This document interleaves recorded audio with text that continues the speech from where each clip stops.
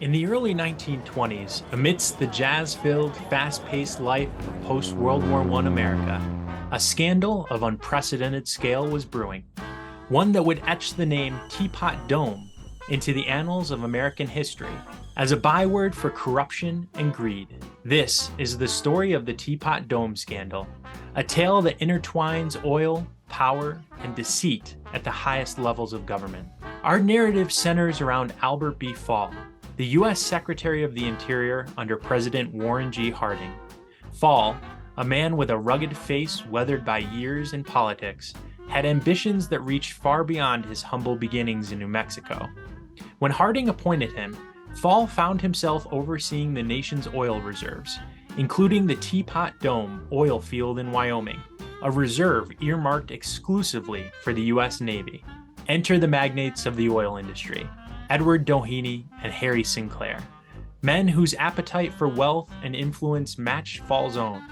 These tycoons eyed the oil reserves under Fall's purview not as strategic assets for the U.S. military, but as untapped sources of immense fortune.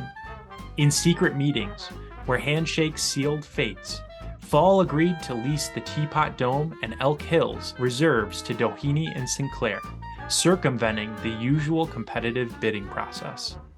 The deal might have remained in the shadows had it not been for the tenacity of Senator Robert M. La Follette.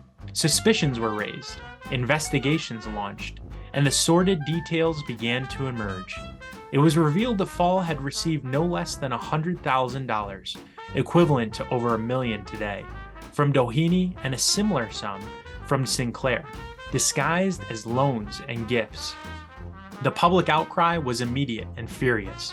The very idea that a cabinet member would betray the public trust so blatantly shook the nation to its core.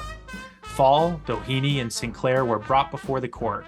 Fall was convicted, becoming the first cabinet member in U.S. history to be imprisoned for his actions in office. Doheny and Sinclair, though mired in legal battles, managed to escape with lighter consequences. The Teapot Dome scandal cast a long shadow over Harding's presidency, tainting it with the stench of corruption. It was a stark reminder of the perilous dance between private interest and public office, a cautionary tale of what happens when greed and power converge without oversight. As the Roaring Twenties marched on, the Teapot Dome scandal remained a dark blot on the American political landscape, a narrative of deception and avarice that challenged the nation to reflect on the integrity of its leaders and the vulnerability of its democratic institutions.